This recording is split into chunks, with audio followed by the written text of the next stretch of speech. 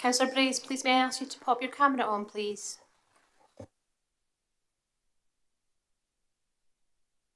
Thank you. Okay, welcome back everyone. We have one more deputation to hear, and that is Cathy Stevenson on behalf of Kirriemuir Community Council. Now, Mrs Stevenson, you know the procedure because you'll have seen it all morning. I think it might be 5 minutes. Yeah, that's right, and I'll remind you when you've got a minute left. Thank you. Hello, Provost and elected members. Thank you for inviting me to come and talk to you today. I'm addressing you because I'm the planning contact and representative of Kirriemuir Community Council. We submitted an objection to the proposed development, and your first thought might be, why are our views on this application relevant?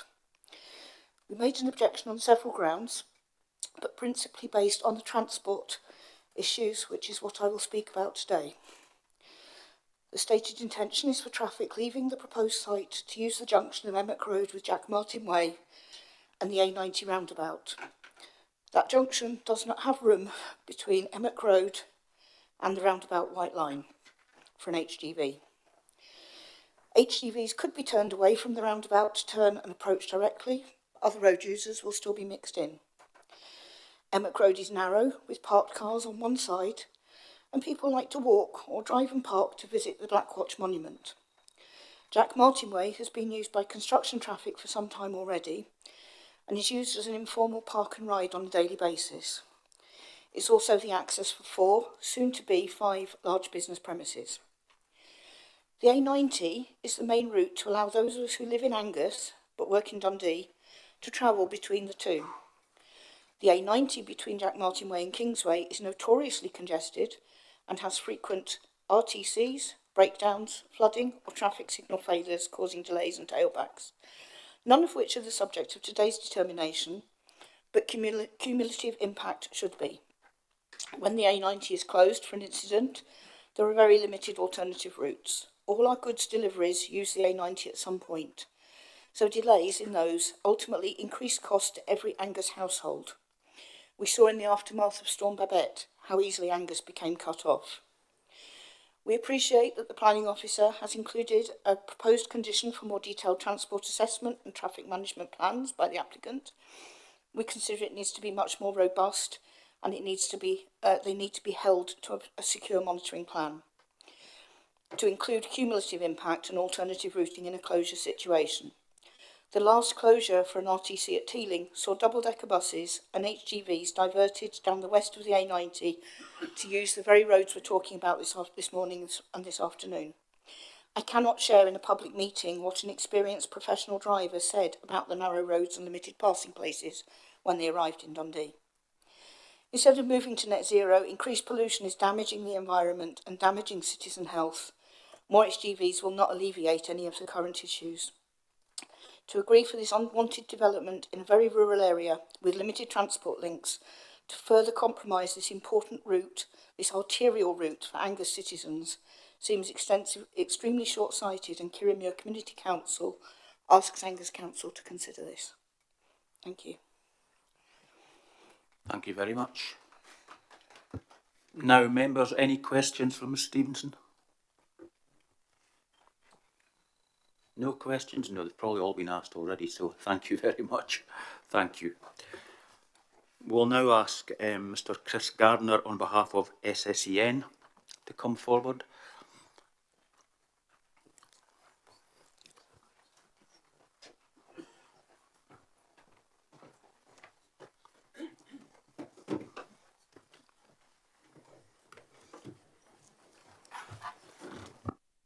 Mr Gardner, you have 10 minutes and I will remind you when you've got a minute left.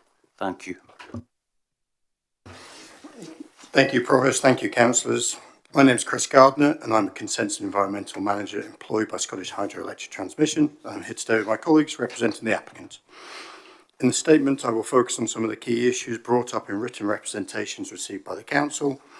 In this context, I can confirm that there are no objections from key agencies or from the specialist teams within the council.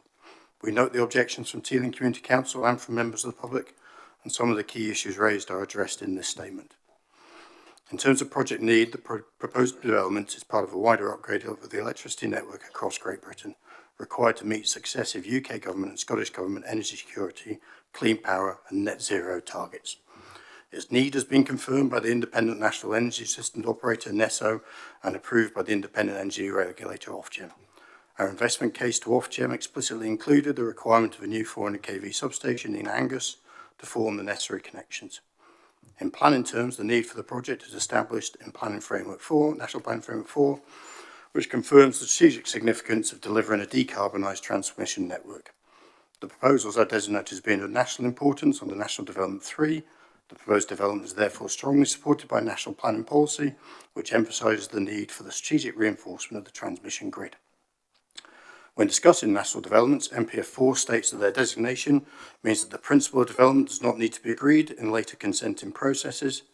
In planning terms, therefore, NPF 4 establishes that need, or the principle of development, should not be a material consideration at this stage.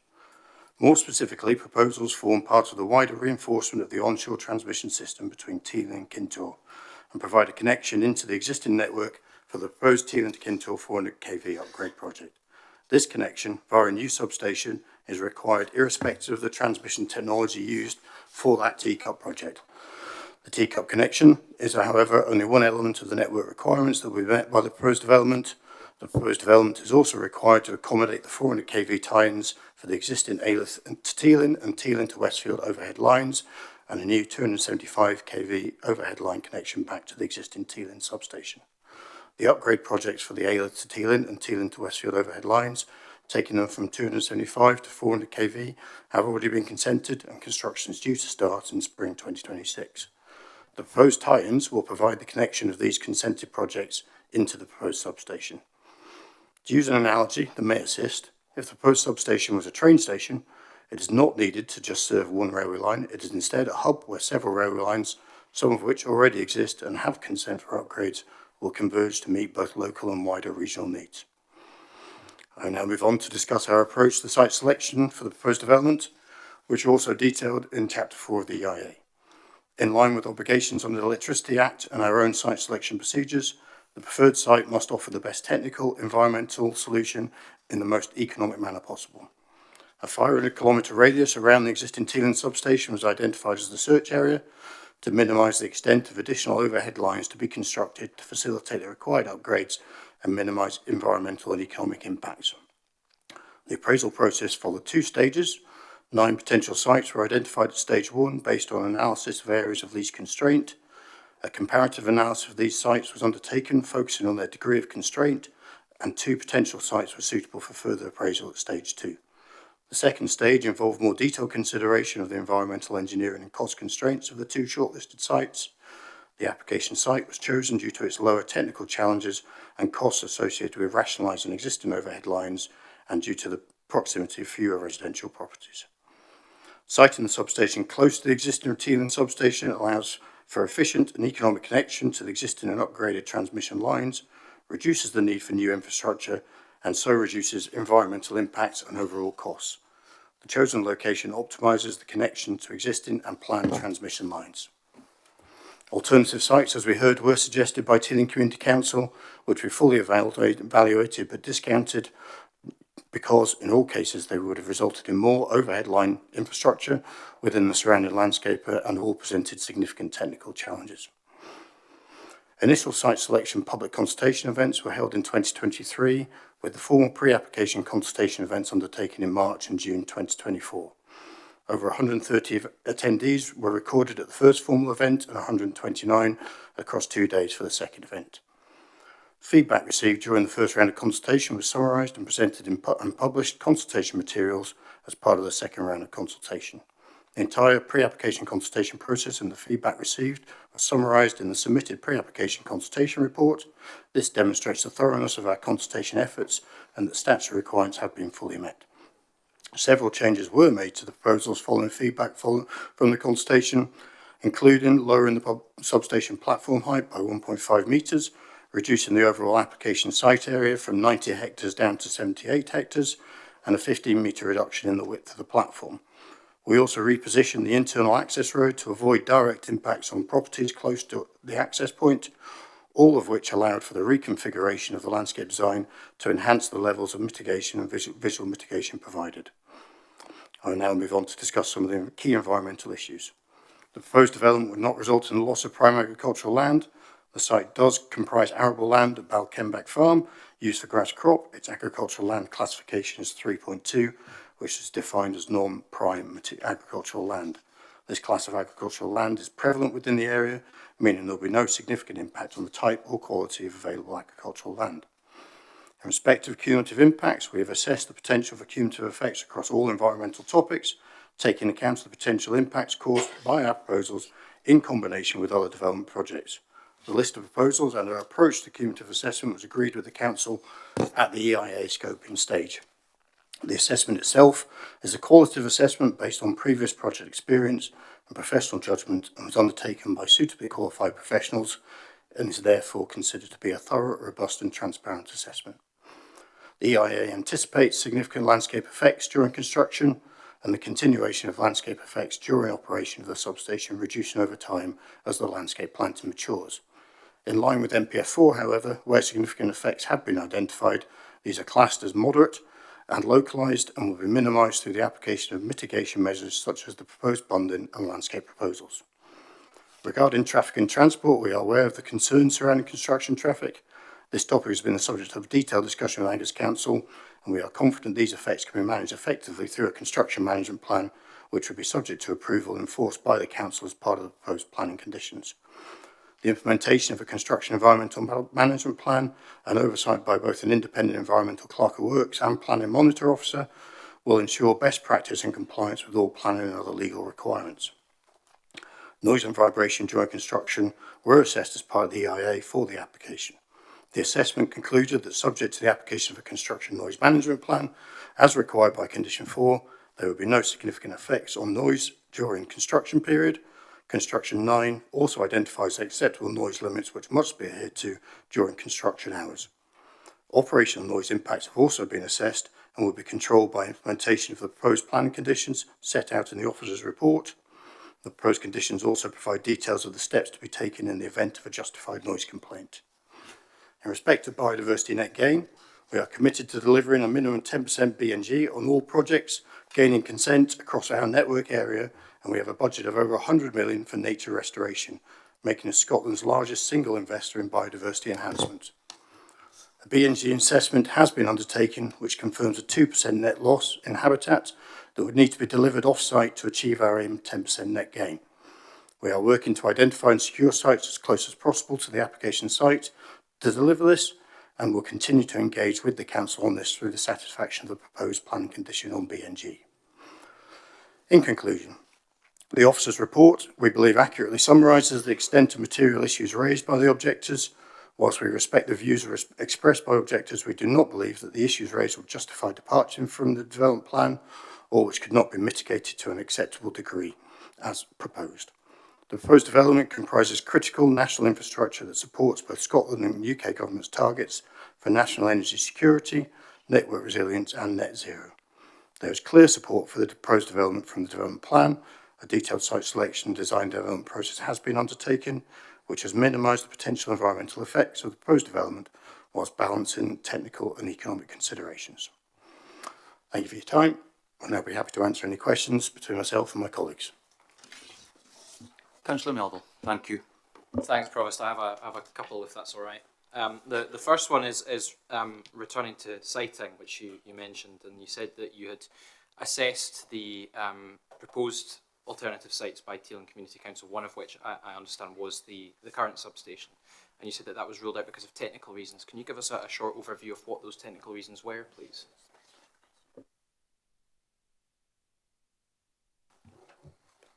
Yes, but I'll hand over to my colleague Russell on that one. Good afternoon, councillors. My name is Russell Stewart. I'm the Head of Onshore Development for SSEN Transmission. As Chris noted, we did look at a number of sites that were proposed by the Teeling Community Council.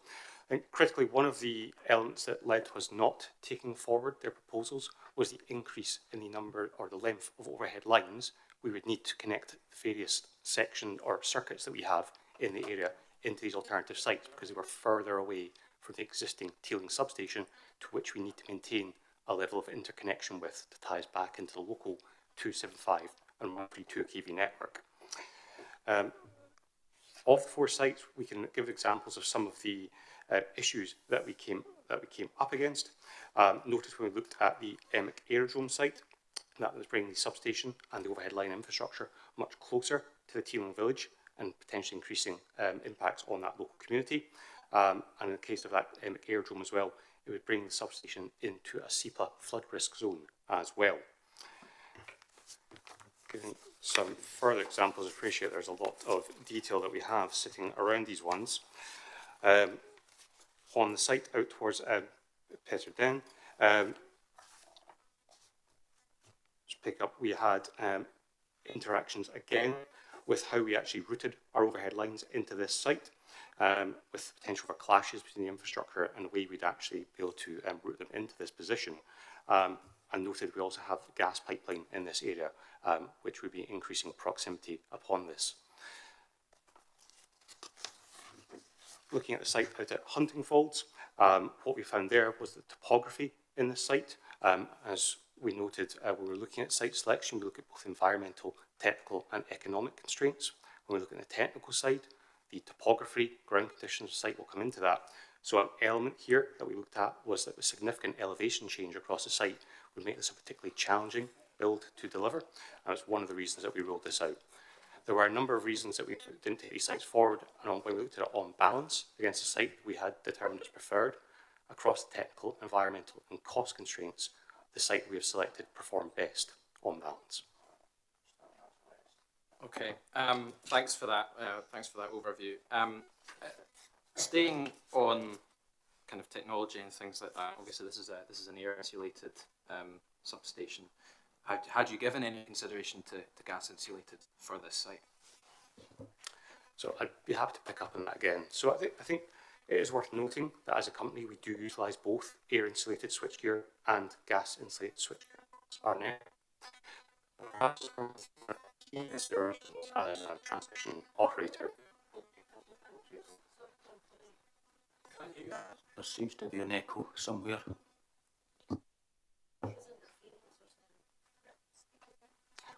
We'll try and offer them again and see if that helps. Has everyone got their mobiles into flight mode? Because that interferes with the microphones.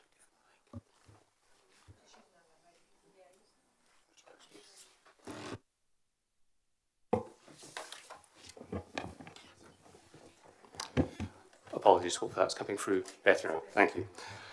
So as a transmission operator, one of our key considerations is the reliability and operation of our network. Critically, we have to make sure that the lights stay on, and it's a critical consideration when we're looking at AIS versus GIS. As noted in some of the position statements put forward earlier, we have used GIS in previous sites, notably Contour. What we're doing as a company is expanding our learning of using this type of technology on our substation sites. What we have determined from it is when we're looking at that site and it has to go under maintenance or there's a fault, gas insulated switchgear requires a much larger outage. Can I just interrupt just for 1 second? Could I ask the members of the public to keep it down, please? People didn't talk over you, so I don't want anybody shouting out. Thank you. Thank you, Provost. To return to where we were there, in terms of the operation of the site, gas insulated switchgear presents a number of challenges in terms of when we have maintenance or faults on the network. We have to take out a much larger portion of what we call the bus bar, that is where the substation is connected, for longer periods of time. That can result in the network being at risk for much larger periods of time than we find with air insulated switchgear, which we're able to take out in a much more isolated fashion, isolating single bays on the bar, and also to return to service in a much quicker period of time. We also have to acknowledge that the GIS, or gas insulated switchgear, utilises, traditionally has been sulfur hexafluoride, which has been noted in a number of positions put forward today. There are alternatives on the market, however, they still have a global warming potential associated with them in some instances, such as G-cubed, which we're using up at Contour. Gas insulated switchgear does have leakage issues, and when we do lose gas, there is a global warming potential associated with that. So when we look at our technologies on balance, As a starting position, SSEN transmission will always look at air-insulated switchgear as its starting position for technology assumptions. Where we may find ourselves being driven towards the use of gas-insulated switchgear is where site conditions dictate this. Examples could be where we're close to a marine environment, so that would potentially lead to the corrosion of our switchgear, whether that was AIS or GIS. GIS lends itself, because of a smaller footprint and being able to be put in buildings, we tend to use that in the marine environment. Also, it has been picked up on that it does have a smaller footprint. Our experience to date has determined that you get about a 20% smaller footprint with GIS in comparison to the same sized site for connections as AIS. So it does have certain applications in urban environments. Reference was made to the Starngate site in Dundee, noted that it's a 132 kV site, so it has much smaller switchgear associated with it, but we are utilising or proposing to utilise GIS on the site because of the constrained urban city centre location where we do not have significant choice of sites to take forward. Where we're able to find a site of sufficient size, our starting position will always be AIS because of the operational and network benefits that brings forward, and also the use of less of greenhouse gases in its insulation. I hope that helps answer your question, Councillor. Thank you. I've got two more, which I hope is fine. This is for a 22 bay substation. Can you give us an overview of how many connections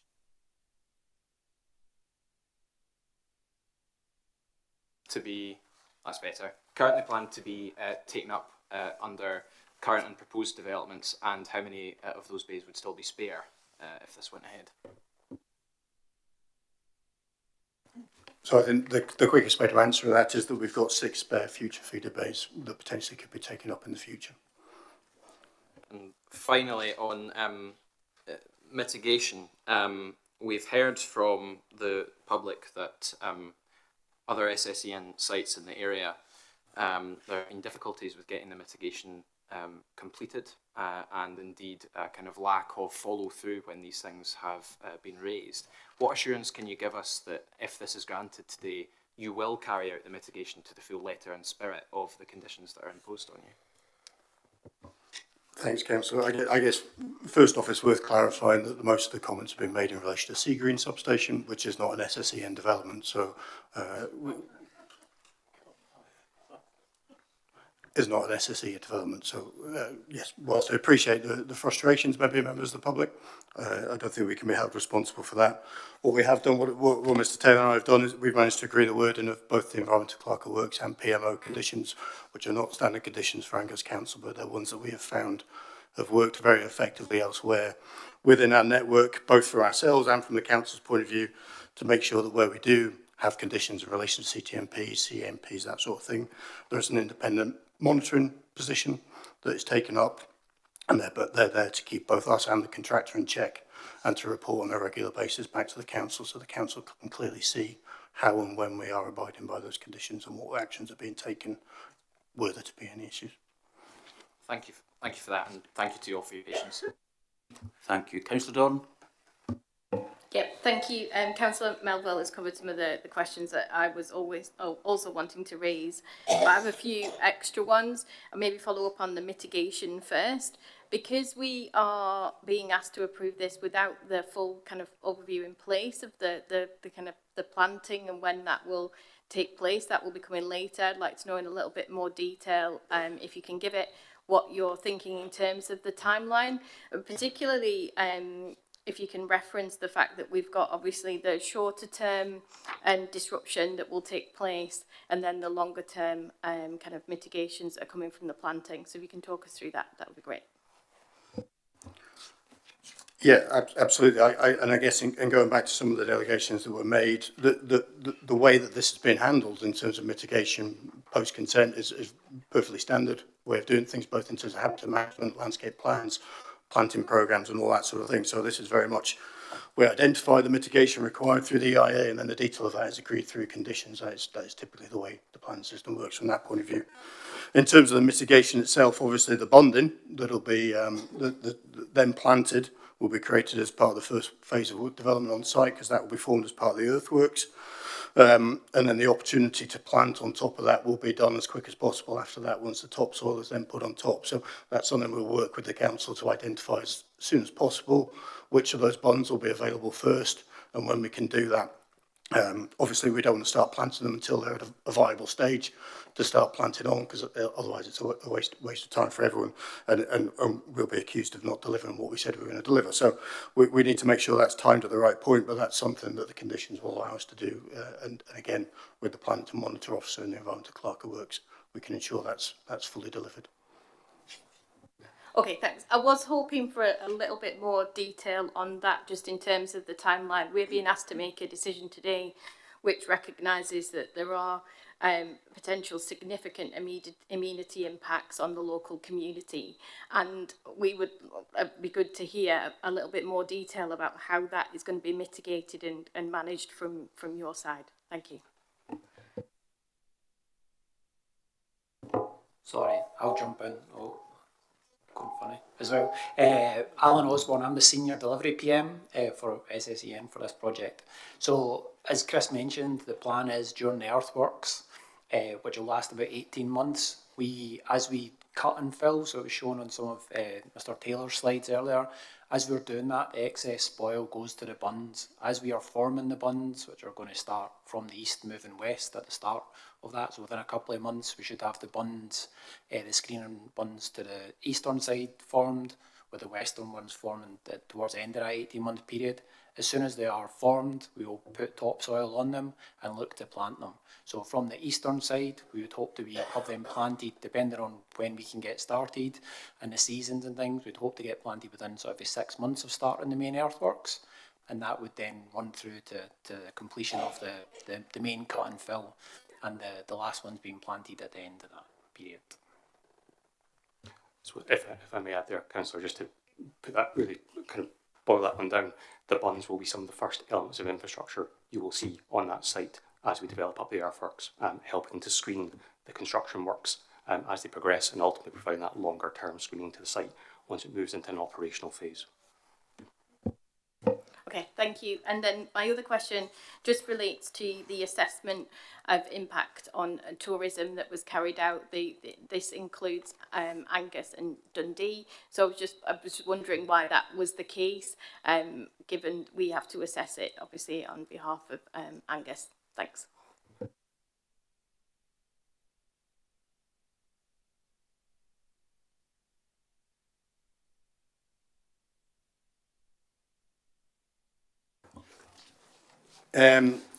Yeah, I guess from an economic point of view, tourism, and I think one of the ladies spoke earlier on about the top attraction within Dundee. So there is an obvious link between tourism, recreation, and the city centre.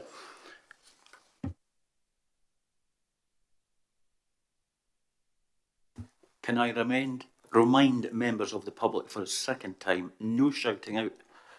People didn't shout out when you were talking, so please, let's keep it calm. Thank you, Provost. And I guess beyond that, the scope of that assessment work was carried out in agreement with the council as part of the pre-application stage. So we do feel like we've done a robust enough assessment for what is required for the development. I don't know if anyone else has got anything else to add. I think all I would add to that at this stage is not been picked up as any reason to object against this this proposal as it stands today. Councillor Proctor. Thank you, Provost. Some of the questions I had have actually been asked by both Councillor Melville and Councillor Dorrans. However, one of the members of the public earlier on this morning, who's a medical doctor, practicing doctor, and it was felt that the medical impact assessment really wasn't very fit for purpose, to be honest. Can you maybe elucidate a wee bit more on the medical assessment, both for mental and physical health for the people who live in the area? Thank you. I mean, yes. I mean, I don't think his comments were saying that what we've done is inadequate because we've not done a health impact assessment. I think Mr. Taylor acknowledged that right at the start. What we have done is address the vast majority of the topics that will be dealt with through a health impact assessment through other chapters within the environmental assessment, which is what allowed us to scope the public health element out of the EIA in the first place. And I think Dr. Sterling also fully admitted that EMFs, one of the issues he was talking about, is not something that's related to substations, which is the other reason why we were able to scope it out at the EIA stage. Councillor Devine, thank you. Thank you, Provost. I'd like to follow up on Councillor Doran's point. She mentioned tourism, but it's the whole economic development side of things.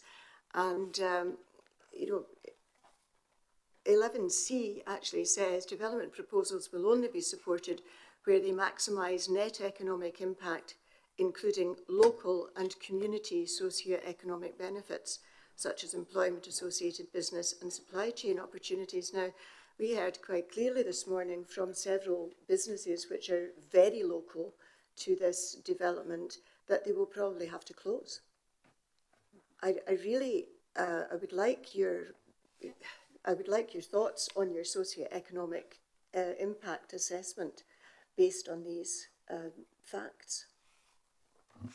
Yes, certainly. And I think in relation to policy 11, Councillor, the obligation there is on us to demonstrate local impacts relative to construction and development during our work, rather than impacts on local businesses themselves. And I'll maybe just hand over to Alan, if that's okay, from a delivery point of view, to explain how we will be looking to engage with the local economy on that basis. Yep, no worries. So once we get to delivery, the plan is that we are going to be pushing for local jobs through our main contractor. We're going to be running meet the buyer events to try to engage with local contractors who can come and do various different pieces of work within the whole substation site. There's going to be things right from catering to fencing to main civils work. So the project itself is going to create potentially hundreds of jobs for the local area over the period of time that we're going through. We're also heavily involved with going to local universities and trying to engage in careers events and to try to get graduates and things at that stage to come and be involved in the project. And that's both from SSEN but also our contractor who's involved in that as well. So hopefully with these things then we will be adding to the social economic benefits of the area. And these are all very laudable, but we heard from existing businesses this morning who are going to suffer very badly if this goes ahead. So I wanted to know what you thought about that aspect of it. I mean, obviously, yes, we have heard that this morning. What we do with all our major developments is we do have a community liaison group and a community liaison manager who is involved in that liaison element with local communities, with local businesses, and we do wherever possible. We are trying to engage with those businesses. We found that particularly difficult since the consultation process. People understandably have got their position on these sort of things, but you know, should consent be granted, we will make sure those are implemented, and we'll be discussing wherever we can with those businesses to mitigate impacts. What I would add to that as well, Councillor, just to note what Chris is saying, is that we do always remain open for further discussion and consultation with anyone who feels that they may be impacted by this development. As noted there, a lot of the future development site is subject to condition. We are willing to work with businesses to understand how the works can impact upon them. How can we do things differently within, whether it's how our transportation, we talked earlier about what hours they'll be running over, can we avoid certain peak periods, is there key things we need to be aware of in the local area such that our works don't impact upon them. So I think it's continuing that conversation as we develop these proposals for the site. Obviously, provision of consent, we have pre-commencement conditions that are put in place where we need to demonstrate what our plans are going to be. So I think it's very critical that we look to engage further and incorporate into those detailed plans and how we're actually going to deliver this site and look to mitigate any potential impacts that local businesses feel may come to them as a result of the substation development to ensure they still remain viable whilst the works are ongoing. Thank you. Do you mind if I just ask another question, which is akin to something that you said there? It's about the hours of work. You said you would like to mitigate things there, but very unusually, we have an application here for 12 hours a day, 7 days a week. And I would like to know why you feel you have to work in a small area that we're talking about for so long when it's going to impact people's lives. Sorry, I'll take that one as well. So, yeah, well, it's in the planning application that's at 7 a.m. till 7 p.m. 7 days a week. The plan is not that we will be working those hours. There might be periods within the process where we're in outages, which are time constraints for the network that we might have to work those hours, and that's why it's been included. But the plan generally will be Monday to Friday, maybe a Saturday morning to start with, and that will run until such time that we get towards the end of the project and we start getting into the things that are network constraints on the overall project and scheme itself. If I could also add to that, Councillor, as well, obviously, as Alan has noted, at times of year like this, when it is getting dark by 4 p.m, for operations like earthworks, when we've got major plant items moving around the platform, it's not safe for us to be allowing them to work. So we have to consider the wider conditions that are impacting on our site, what's safe for the operatives on site to be doing. So as Alan says, this is really to give us flexibility when certain conditions of work are being undertaken, but at other times of year, things like the weather, daylight hours will impact from our working hours. We'll be working much shorter hours, depending on the phase of works that we're in and how safe it is to allow us to do so.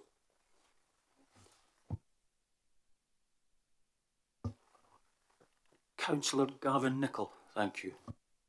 Thank you very much, Provost. You were stating that the ground, agricultural ground getting used is possibly of a poorer quality, but it's got a rating of 3.2, and I would state that any ground of 3.2 would be most desirable for growing crops and farming. So you're using what I would say is very good agricultural ground still. The class of, so for prime agricultural land, prime quality land, as Mr Taylor was talking about earlier on, that's normally class 1, 2 or 3.1. We're at 3.2, so not prime agricultural land. Yes, it's grass crop at the moment, that's what it's used for, but it's not classed as prime agricultural land. It would grow most grains and potatoes, never had yet still. I'm not a farmer. I would note, we appreciate your comments, Councillor, but in this instance, we're working to the Macaulay Institute's land capability for agriculture assessment. So for the purposes of reporting this for the EIA, that's the scale that we're working to. I presume you may be familiar with it if farming is indeed your background, but that's the classification we're working to and reporting to for this planning application. Councillor Duff, thank you. Yeah, thank you. I have a couple of questions, and I'm going back. The first question is going back to the question that, or similar to the question that Councillor Proctor mentioned. The medical doctor that we heard from was suggesting that any high voltage electricity was potentially dangerous. Now, is that correct? I mean, clearly you are working with high voltage electricity all the time. What is your understanding of the health risks of high voltage electricity? And I do have a second question. I believe the key thing to note on that, Councillor, is that the UK government does set exposure limits for EMF. That, in terms of those, we look to ensure that any of our projects comply with those guidelines. That is assessed as part of the works that we undertake. In terms of the representation that was made earlier regarding potential health effects, that is assessed by the UK government, and our position that we follow their guidance and ensure our projects are compliant with that. Okay, thanks. And that was kind of my understanding. The second question, really, a number of the objectors have suggested that you have future plans for this, whatever it is, 110 acre site or hectare site that you own, and that's why you're developing here. Is that correct? I mean, what are the future plans? Because there seems to be a lot of talk about the future plans. I'm conscious we're here to talk about this planning application, but there's been a suggestion that you're developing here to allow you to do something else on the old site, if you know. That has been suggested by a number of objectors. I think to answer your question, that the item we are progressing currently is to meet the needs of the UK and Scottish governments for 2030, which is driving forward the delivery of transportation of circa 27 gigawatts of offshore wind. And the EMIC substation is a critical part of that for allowing that power to be transported from the north, but critically the interconnection it provides into Scottish Power's network via the overhead lines that run down into Westfield, but also the link it provides across to our other 400 kV apparatus that runs out of Ailiffe. So it's a critical link to ensure that Scotland, the local area in Angus, I should note actually as well that via Teeling, we are able to go into our 275 and 132 kV network, which does serve the local Angus and Dundee areas, and will provide them with clean energy from those offshore renewable developments. So that's what we're driving forward with the need. I think in reference to the point that my colleague Chris made earlier, in all of our substations that we construct, whether at 132, 275 or 400 kV voltages, we always make an allowance for spare bays on the platform. That is to minimise disruption should there be a need for a future connection to come into the site. Often those we don't necessarily have control over. They may be by third-party developers developing wind farms, batteries, etc. And they are subject obviously to the relevant planning, which can be determined by St Angus Council if it's relevant to them, and also having a connection agreement in place with the National Energy System Operator who determine who gets onto the grid. So in terms of why EMIC is being brought forward, it is critically being brought forward to support the 2030 need for the offshore wind to be connecting in Scotland.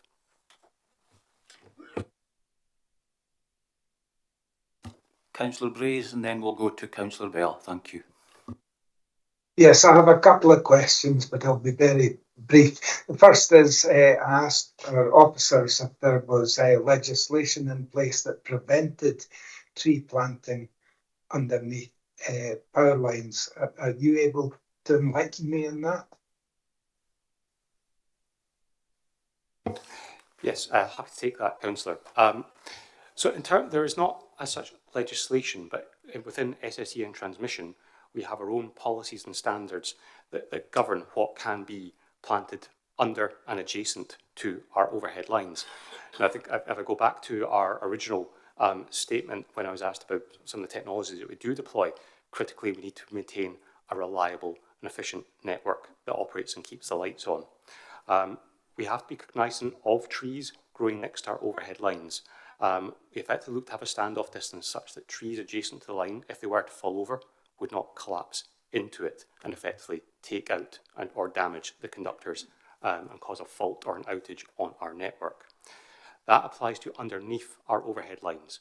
We tend to permit the planting of sort of dwarf shrub and scrub vegetation underneath our overhead lines, but we also have to be aware of the safety of our operatives. If we were planting vegetation or plants that could grow to a point where they were starting to interfere with our apparatus, that in itself introduces a health and safety risk to our colleagues who'd have to go out and maintain that, and a reliability risk to our network. So as such, we do not permit vegetation that could interfere with our overhead line to be planted below our overhead lines, and also have a set distance by which we keep a clear corridor through which the overhead line can progress without there being potential interference from adjacent trees or vegetation.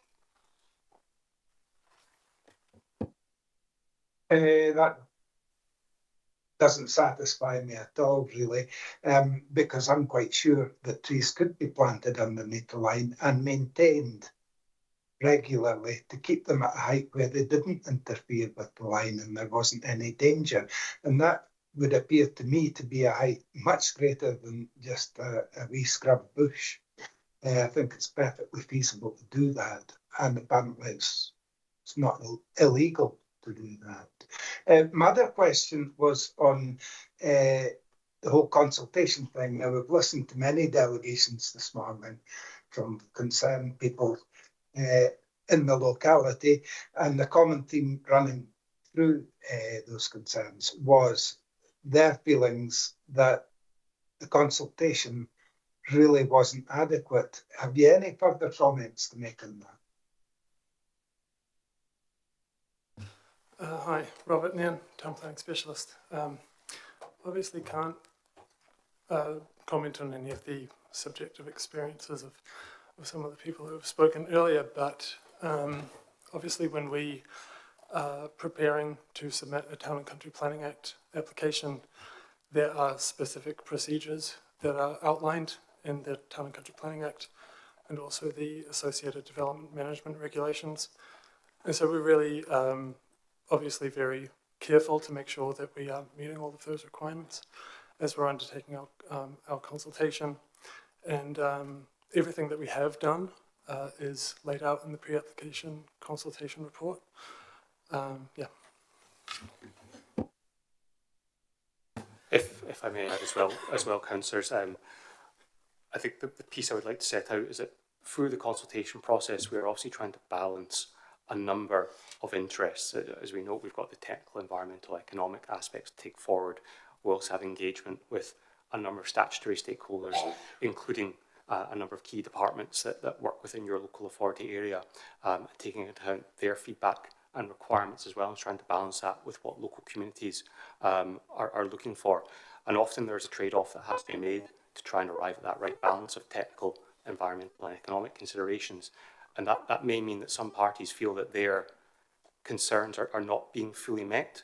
I think I bring it back critically to when this application has been reviewed, that we do not have objections in place from our statutory stakeholders, which I believe shows that we've hit the right balance when we've looked at this in terms of selecting the correct site and trying to minimise the impacts of it to arrive at the position we're in today, whilst at the same time trying to balance as much as we can from our communities and undertaking a consultation process that goes beyond the statutory requirements for a town and country planning application.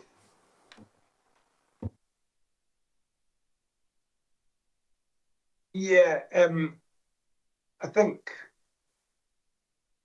the local community council objected to this, and they are a statutory stakeholder. Yes, so they are technically a statutory consultee, but they are not a key agency, which is what Chris referenced in his statement earlier. We don't have any objections from key agencies. And that's SEPA, Historic Environment Scotland, Nature Scot and Transport Scotland. Okay, thank you. Councillor Bell. Thank you, Provost. I wanted to pick up again on the public health aspect of this, and it just eludes me why a health impact assessment has been scoped out. I just don't understand why that would even be considered. Particularly when we are setting this decision against NPF4, where in Policy 14, livable places is such an important part, and the public health and well-being and living long, healthy lives, that lifelong health and well-being is so important in NPF4. And the papers here today talk a lot about the mitigations of the construction phase, but not the longer term impacts on the community. And if you are a learning organisation and you've built substations of varying sizes across Scotland, what's the learning on the back of that in terms of low-level hums, perhaps, that have a severe psychological impact on residents that live very close, and we've heard today from some people who are incredibly close in terms of their boundaries to this site, in addition to the impact of such long periods of construction with light, noise, dust, vibration, and also in NPF4 in terms of impact on really important archaeological and cultural sites, of which there are a significant number in this area. And I just don't feel I've got enough data there to tell me how much work has been done around potential impact, levels of vibration, levels of dust, noise, light, and the extent of the mitigations that would make this a bearable consideration. Thank you. Thank you for your question, Councillor. And I think to start, when you're picking up on items such as the noise levels, the vibration levels, they are all items that have been assessed under the environmental impact assessment that we have submitted to support this planning application.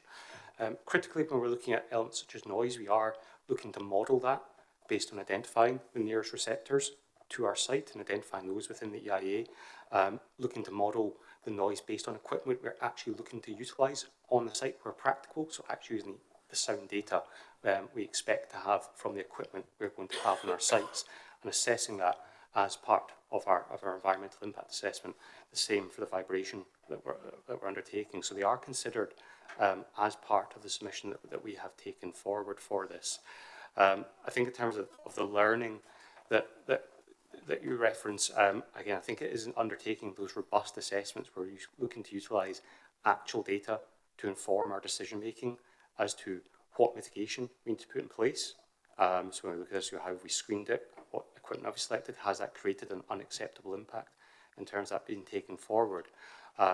So I believe we have considered that, whilst as we've acknowledged there's not a specific health impact assessment to be undertaken with here, the components that you're selecting there have been picked up through the environmental impact assessment. And again, I suppose in terms of how we look to continually improve, I think it comes back to the point I was referenced about continuing to engage with the community to understand, if the works do start and there's a concern over an impact that's occurring from that, it's having those lines open to our communities team, our construction team, so we can look to make immediate adjustments to works that we're undertaking, put those into our plans and make sure that we are working with the community whilst we have this project in construction and ultimately operation as well, that it does complete the need that it needs to do whilst being able to coexist with adjacent communities to it. Thanks, Provost. So if, as you say, the UK government sets the parameters nationally for impacts, if this is a hub and so much activity is being funneled into it, that to me sounds like a relatively new scale of development. So when was the most recent revision of those parameters that the UK government looked at to determine what is acceptable and what is not acceptable? And would now not be a good time to have another revision of that, given the scale of the developments that we're talking about? Because it seems to me there might be a bit of a lag in terms of what's acceptable to people living around developments of this size. Thanks. If I may clarify your question slightly further, Councillor, is that when we discussed government limits, that was in relation to EMF? Is the question relating to that, or is it generally in terms of? Well, yeah, you mentioned the EMF limits, particularly that's set. But if we've got lines coming into this hub, that is going to affect the whole. Sorry, I'm being distracted by a side conversation there. Okay. All of these lines coming in with increased levels of EMF will have an impact on that site and the people round about. That seems a logical conclusion. So I think on that we would acknowledge that any development as such has an impact. What is critical to me is any of those are assessed in compliance with environmental impact assessment guidelines and considered, do they present an unacceptable impact or otherwise. That would be the position that we would, any further developments that are undertaken by either ourselves as SSEN Transmission coming into any of our sites, or indeed by a third-party developer, should be subject to those controls in terms of considering the impact and those being looked at again by statutory stakeholders and being considered for whether they should be taken forward or not. And Councillor, maybe just to add to that, obviously what we're here today to talk about is the substation. I understand the concerns around the overhead lines, but that is a separate consenting process, and probably half the reason why we've been able to scope EMF out of the EIA for the substation, because it isn't relevant. So I'm aware that it's a substation. However, if you're talking about it being a hub with as a key point for the 400 kV overhead line coming in, which we have already objected to, that is going to have an impact on the EMFs in the vicinity. So it's not unrelated. It's not unrelated, but it's not part of this proposal. And I guess the teacup element that you're talking about, the only new line, because the other ones are upgrades of existing lines that are just going to tie back into the substation, already exist within the local area.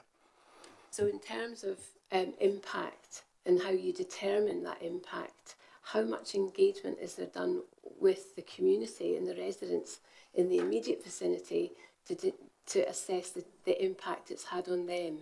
Thank you. The impact of the overhead line? The impact of everything that's going on that's part of this application. There's the construction and there's the operational element as well. Just to say, Councillor Bell, I think we're going a bit off track in terms of the specifics of the questioning. So specific for the proposal today and starting to get into a lot of detail, I think, which is heading a little bit off track. Well, I think my point has been made. And Councillor, you also asked about archaeology. And obviously we've done a cultural heritage chapter and an assessment as part of the EIA, and there's a recommendation with a pre-commencement condition for a written scheme of investigation, which will be carried out prior to the work starting on site. Were we to find anything, obviously there's a process of stop and record that takes place as part of that, so anything in relation to archaeology will be dealt with prior to starting on site.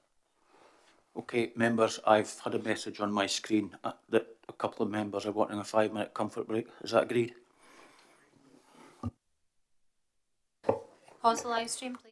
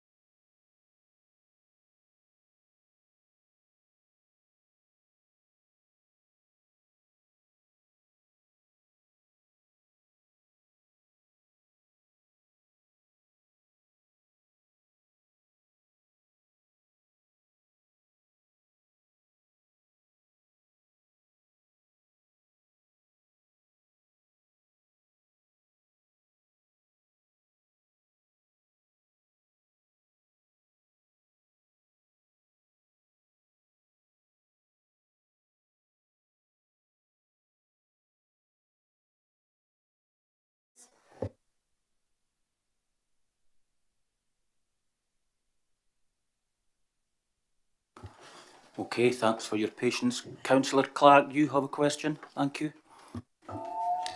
Oh, right into it then, Provost, are we? Thanks. Firstly, Provost, if you just indulge me for a couple of minutes, I do have a question. I would just like to say hello, by the way, guys. As somebody, you know, most of us come into politics having done so many other things, got farmers and all sorts of people who will be able to give you information if you ask it. And some of us have been on community council for years. And I really would like to just say, it's not just statutory, it's a very key agency. And honestly, when I look at a planning application, I always look to see what community council's saying, because this is just a piece of information for you guys. Honestly, if you get on their side, you'll do really well. Anyway, Provost, if I could just ask, my colleague mentioned earlier, slightly perturbed about the length of time in the day and how many days in the week. I'll not rehearse that too much, but what I would say is that I do certain licensing as well, and I often see these times, you know, and yourself, Mr. Stewart, I believe, you explained very well about what might happen, and yourself, Mr. Osborne, about the days that you might have to change days for daylight. Now, I get that. But also, when you're running out of time, these times will be used, we know that. We can see, you travel down from Aberdeen to Dundee, and you see the men and women working on the roads. They all work when they have to work, and that you're no different to that. So, can I just give me some assurance, please? Because right through this paper, we speak about good neighbours. I want to give you that. I want to know that you are going to do that. So please, can I have your assurance, should you get this, that you are going to be a good neighbour? I think I can unequivocally say that for SSE and transmission, that is what we aim to be. We want to be a good neighbour to our communities. Ultimately, we want to leave a legacy as part of the works that we're delivering here. It's hopefully going wider than just making sure that Scotland has a secure energy future, supports its net zero goals, but looking to leave a legacy behind us. It's not a material consideration today for councillors, but no, we are looking at community benefit funds that can be spent within local communities as part of the works here. We're looking at elements such as housing across Angus and other local authorities that we're working with. So this is not just a delivery substation, but a wider economic and social benefit for Scotland. Come back in, please, just to say that you're right, it's not a material condition you just mentioned. Really just truly asking you to be a good neighbour. Thank you. Thank you, Councillor. Councillor Beattie, thank you. Thanks, Provost. Can I ask a little bit about your biodiversity net gain? In the EIA, you describe your baseline biodiversity units for the area-based habitats: grassland poor, grassland neutral fairly poor, linear hedgerows poor, and poor. Linear watercourses conditions are all poor. You're talking about a 10% net gain, but the baseline is so low that how do you give something back that is actually worthwhile? I mean, you could give a 10% net gain to this and it'll still be poor. Where are we going with this? Because the figures that you've quoted in here total to 164.24 as the baseline, but what you consider to be an improvement is only 178.71. That still seems very low to me. Can you maybe talk through that, please? Sorry, and the other wee thing, that's only 11.5%, but it's 11.5% of something that's poor. Yeah, I mean, the quality of the habitat that's being lost is not necessarily what dictates what is BNG or not. It's the volume of that. So yes, what is being lost is poor. What we are able to reproduce is not poor. We're replacing it with native planting that'll uplift that and provide that enhancement for us. Now, what we don't have is a scale of site to replace the number, but the quality of that that's going back in will provide that enhancement. So biodiversity net gain by numbers, as you're looking at, is how we measure the 10%, but the quality within that 10% is a much more significant quality than is existing, if that helps. I'm not entirely sure it does, because you're using the same scale. So the biodiversity units, like I said, is only 178.71. It still doesn't seem like very much when you could do so much more with this. I guess what we've also though tried to do is minimise the amount of land that we're having to purchase. There's been a debate about that at the start, about the size of the site. We are giving back 20 hectares of the 78 hectares that are part of the planning application at the moment. We're using that temporarily as part of the construction to store materials, but then all of that land to the north, beyond the substation platform, is going back to the landowner. Obviously, that's land that could otherwise be used for B&G if we were really looking to maximise our gains on site. But what we've done is try and limit that area as much as possible. And just another wee question. Some of the stuff you can't achieve on site and you want to achieve off site, but one of those is your linear watercourse. How are you going to achieve an increase in linear watercourse off site? Well, yes, I mean, obviously the targets for that will be dictated by the land agreements we're able to put in place and where we identify those. So we don't have that detail yet. It does take a long time, those agreements. But yes, obviously the off-site for that element is one of those targets. So you have no plans to actually negotiate with certain individuals. You've nothing you can share with us where you can say, this is what we want to do, this is where we want to do it. I mean, we're as I think it was Mr. Wade earlier on, we're relying on so many things that are future plans, but we don't know what they are. We might make a decision today.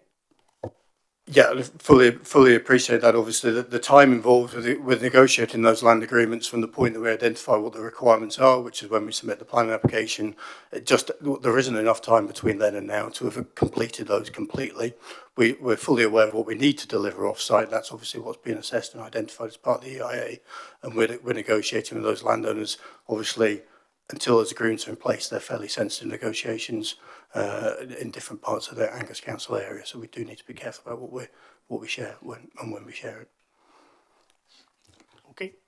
Councillor, if I may also add, as part of our site selection, just to be clear when you're talking about the sort of the value of the land, we are also always cognizant of where we are ultimately placing the site as well, that we are not creating overly large impacts on land, if you like, of high ecological values. That always comes into our site selection. When we're looking at it, we're trying to minimise that impact. Okay. Okay, we'll go to Councillor Don now, then Councillor Durno, then Councillor MacDonald. Thank you. Okay, thank you. I wanted to just go back to revisit a couple of questions relating to the economic benefits that the proposal puts forward. And to do that, I understand that the models that you're presenting to us are based on calculations of national models and framework. But I also understand that Black Hillock, is that currently the largest substation site in the UK? It's certainly the largest substation currently within our network, yes. So, because you SSEN already have that large substation that was built in a rural area, there are learnings from that, because that was completed back in 2019, something like that. Why does the economic assessment for us that's being presented with not include learning and overviews of what was presented there? I found a report on there that the whole of the infrastructure project that was carried out in the north of Scotland, that doesn't include just the substation, so it's more broad than just the substation, employed 73 local workers across the whole kind of area that lived in the area. And I just wonder why we are presented with an assessment that's based on modelling and not one that's based on knowledge from SSEN about the infrastructure projects that you've taken on in the past. And finally, could you just confirm then that this would make this substation, if approved, the largest one in Scotland and potentially at the minute the UK? On that last point, no, it wouldn't be the largest in Scotland. We've already received consent recently for substations in Aberdeenshire, which are all significantly larger than this one, both in terms of application size and platform area. So on that point, I can certainly confirm that back to you.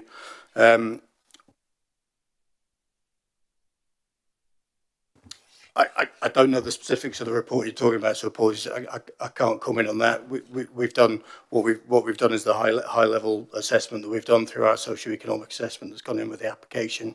It's a fair point, and probably one we should look at in the future as to whether or not there are learnings from individual substation sites that we may be able to take forward. I guess the only caveat to that is every contractor on every site is different, and as a project team through delivery, we'll work with those contractors to maximise those opportunities wherever we can, which hopefully answers that to a degree. If I can, just a follow up on that in terms of the knowledge then, because the jobs are based on the formula that's been done to look at economic assessment, both for Dundee and Angus, but also then across Scotland and wider than that. But just, do we know how many jobs will be created for the construction period? So I presume most of those would be temporary jobs for the construction period, and then how many kind of permanent jobs on site would be created from this application? Thanks. I'll take that. Thanks for your question. So at the peak of staffing levels, we're going to be about 200 people. We're working very hard with our contractors to push for local employment. Internally within SSE as well, we're trying to do the same thing. The exact numbers about how many people are going to be local and not, we've not quite got to that yet because we're still in detailed design phase. But there's a commitment from SSEN Transmission and also the contractors to meet local employment and to have it. We want to leave a legacy behind, as what's been mentioned previously. So just to follow up, do we know how many permanent jobs would be created? So the nature of construction, there will be permanent jobs, but the next job might not be in the local area. So it's a difficult question to answer as we go through. So as we cycle up, let's say the peak will be around 200 people, which will be sort of the end of 2027, going into 2028, and it'll go up and then come back down again towards the end when we get towards commissioning. We don't have, it's very, very difficult to answer how many permanent jobs. These people will hopefully, there are future plans for from our contractors and other things over the whole of Scotland. What we do, there is lots of jobs and there's going to be future works up to 2040, so there will be opportunities. It might not just be in the local area. Sorry, Councillor, if I may add on that as well, as Alan points out, that construction jobs can, they meet a certain demand in a given region at any given time. However, as a wider business, I've touched on a few times that the construction is one element, there's the long-term operation of these sites. I noted some of the overhead lines in this area are approaching over 60 years old, so they are long-term assets that we operate. As a business, we are looking at that future operational model. Recently, we have had a number of sort of students join us who we are looking to train for the future into operational roles, and that's something we're looking to roll out across all of our regions as we consider how our operational model will look. So it's something we'll be continuing to update on as a business, what opportunities we have and the numbers of people we will continue to employ into the operational phase. That's a long-term commitment for us as a business, and we're looking to invest locally in that through our sort of technical training skills offerings that we put forward. Final one, Councillor Don. Just one point of clarification on that. So I get that. So we might have employment in the local area through the construction phase that they then get trained up and then may go and work on other projects as well. Will the substation there support any permanent jobs based at the substation? So our operational teams tend to be based from depots. That the substations themselves are not permanently home to staff. There are facilities on the sites for them to operate from, but generally a lot of them now are remotely operated, but our teams are based out of depots that we have across our regions. We do have them in Dundee is one that we have a depot that operates from, and our substation overhead line teams operate out of there and are able to go to each site as required. Okay, thank you. Members, we said this morning that we would review the situation at 4 p.m. It's approaching that now, 10 minutes time. Do you want to continue until the conclusion of the business, or we'll look at it again maybe at 5:30, something like that? Continue to the conclusion. Agree? Conclusion? Okay, thank you. Councillor Durno, thank you. Councillor Councillor Doran actually asked one of my questions. I'll just put a little question in. As we're speaking about employment in the area, the people that actually manufacture things that you use in the plant, can they be bought in the UK or in Scotland? Any of the, I don't know what you use in them, but can you buy locally? Thank you. So we've got a well-defined supply chain, and as we go through it, our contractors dealing with the purchasing of the equipment that we've got. Some of the equipment is bought overseas, but where there are opportunities for things, we are going to be looking to utilise them locally. So I mentioned earlier things like fencing and things, we'll definitely be going for local jobs and sourcing that locally. The main substation equipment, a lot of it is overseas. Would be. Okay, thank you. Councillor MacDonald, thank you. Thank you, Provost. This really follows on from Councillor Doran as well. In page 77 of our papers, the appendices, the socio-economic assessment based on the bigger economics report says that it's 5.3 million GVA and 48 years of employment across Angus and Dundee City. I don't suppose that you have the figures for Angus only, in that it's combined with Angus and Dundee. And also, can you just explain how the 80 years of employment works? How's that sort of figured out, and how would you make that assessment if we've not got anybody based on the site, and how they would get that economic sort of benefit to, well, from our point of view, Angus? Because obviously, Teelan being so close to Dundee, would staff be based in Dundee more likely, rather than maybe an Angus base when they're working on the project?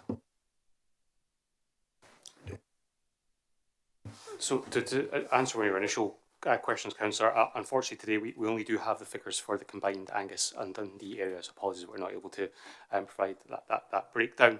I'm not the expert in terms of how they build up the economic model. In fact, it's based on the potential number of staff that you could have working on the site, and for how long they could be based upon. You get a range that sits across that, that's built up what potentially the benefit could be in terms of employment. Yeah, apologies, I can't add any more to that either, I'm afraid, in terms of how the 48 years is particularly calculated. I'm not an economist, I'm afraid. So, hypothesising that because it's Angus and Dundee, it could easily be all Angus, it could easily be all Dundee, but we don't have a breakdown of those figures in any shape or form when it comes to the economic benefit in the GVA for Angus.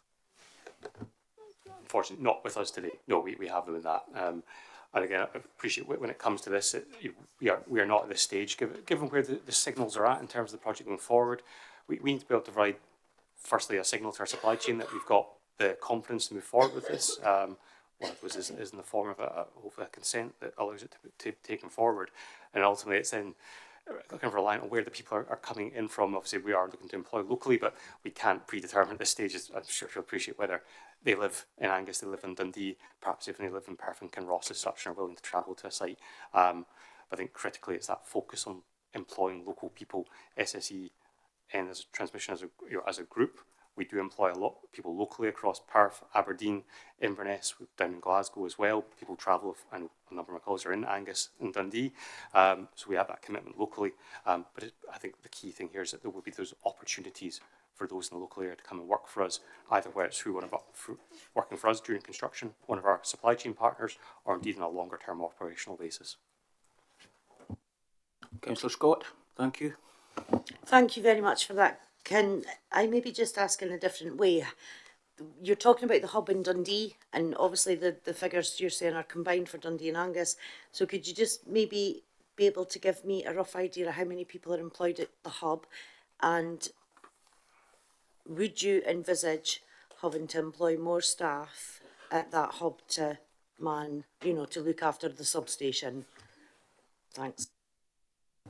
So I do not have the exact number of people based out of our depots to hand today, Councillor.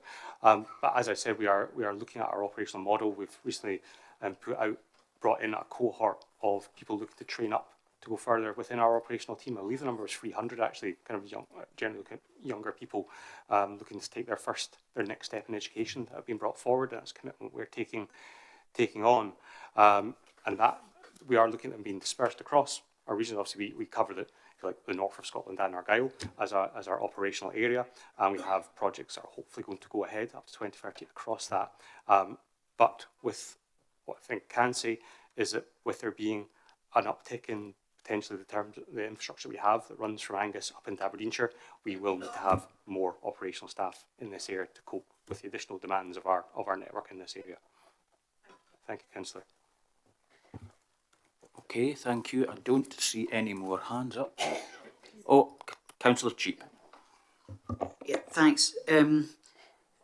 Just listening to the responses, particularly on the business and economic side and the employability, etc. And having listened to the 11 individual deputations this morning and early afternoon, and bearing on everything we've heard and the physical upset, etc., what's actually in it for Angus?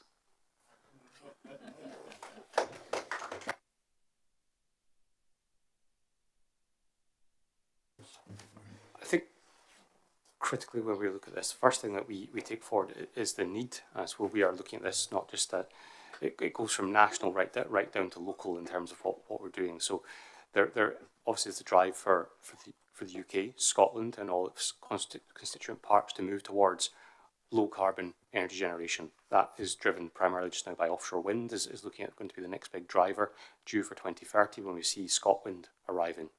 And that's something that Scotland and the UK is going to benefit from through moving away from dependence on the carbon-led generation. So ultimately what we're all looking to benefit from is greener energy. Ultimately there's a drive towards there being lower bills that are associated with that in the longer term. Noting in terms of how that's going to be brought forward into Angus, as I noted earlier, the Teeling substation currently serves much of the Angus and Dundee area in terms of supplying electricity down into the distribution network, ultimately on to our businesses and homes. So with EMIC being able to be the point that actually connects that back to Teeling, that's a key driver and benefit for us in terms of that need that we're delivering that clean energy.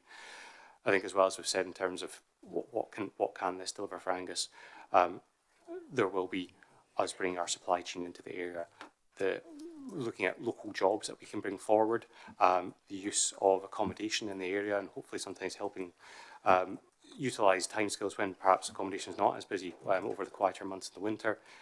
Local businesses, shops, hopefully will benefit from us having presence in the area for that period of time. We are, as I noted earlier, it's not material, but we have our community benefit fund where we will look to support non-profit organisations that are local to the site and deliver an uplift from what we're doing here. We are looking at our housing strategy as well, which we've seen as announced that we're looking at houses within Brecon to deliver those, and that's just part of the initial piece that we're looking at in terms of leaving legacy housing. So I think, as I said earlier on, that this is not just about, there is the element where we're delivering the substation, the wider infrastructure works that are facilitating a move to what is greener energy generation in the UK and transmitting that across the whole of the country, benefiting everyone that lives within it. But also we're looking to make sure there are local benefits that are brought forward into these areas, and that actually there is a legacy of jobs, housing and an economic benefit that we leave behind us and actually keep there in the long term with the operational side of the business. Okay, I just made to finish on one bit then. So a bit like similar to the question I asked this morning then, bearing in mind everything we've all heard, if this wasn't granted, what's the impact? And what's the way forward for yourselves? Well, if the planning application is not granted, that doesn't change the need for the development that has been established through NESO and Ofgem. So we would need to, in the first instance, obviously we feel like we've gone through the appropriate process to identify the most suitable site. So we'd take that to a planning appeal through the ministers and the reporters. If at that point we still weren't successful, then we'd obviously need to look at how else we could deliver that need. But we do feel like we found the most suitable option for that maximises and is the most efficient place to deliver all the requirements that are needed in this location. I would add to that as well, Councillor, as my colleague Chris noted earlier on, that we do have consented upgrades to lines that are heading across to Ailiffe and down into Scottish Power Transmission's area at Westfield. EMIC is a critical part in enabling them to run and start achieving the benefits that we're going to see up to 2030 to be able to transmit that power. So again, as Chris outlines, we would need to take those steps because the need remains for all of the schemes that we're taking forward. So we need to look at the steps we need to take to enable those works to progress.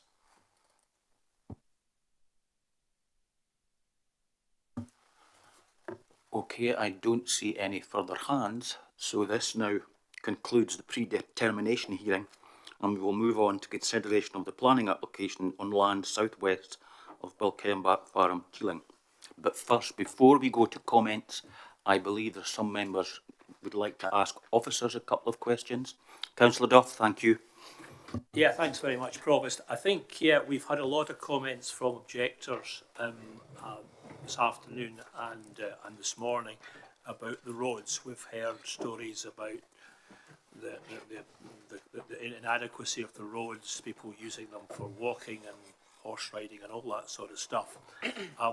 Can we get a view from our roads department on the suitability of the roads? I think there's probably two other follow-up questions. I think there maybe needs to be some questions about flood risk, and perhaps maybe the electromagnetic radiation, and get the planners' views on that issue, because that's been talked about a little bit, and just get your take on that. But I think maybe the roads might be the first question, maybe. Thanks, Provost, and thanks, Councillor Duff, for the question. So if we distill down the figures, the peak of construction activity is estimated to happen in Q2 in 2007. There will be approximately 212 two-way vehicle movements. 128 of those will be HGV movements. So distilling that down further, that's roughly 9 to 11 vehicles per hour, assuming the 12-hour working day. So in terms of road capacity, that's pretty insignificant. The only road where there'll be an increase of more than 30% is Moat Mill Road. That's because the baseline figures of the traffic volumes on Moat Mill Road are so low. So in essence, there are no road capacity issues.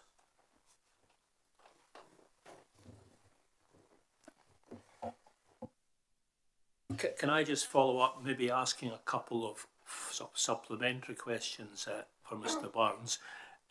We've obviously got a lot of HGVs hammering our roads.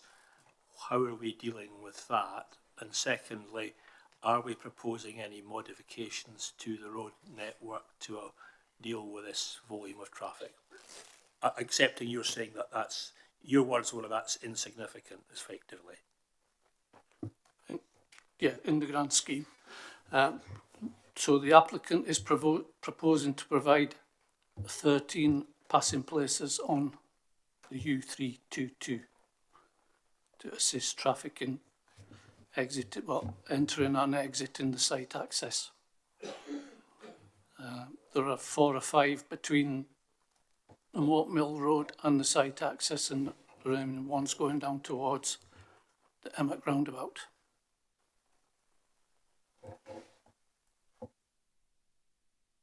I should say there are other things within the conditions, such as the construction traffic management plan and the roads maintenance agreement, which will cater for roads as well.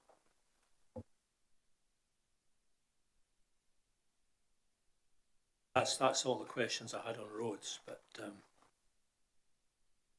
anyone's got a supplementary. I was got a question on flooding. There's a couple of members wanting to come in, Councillor Duff, so I'll come back to you.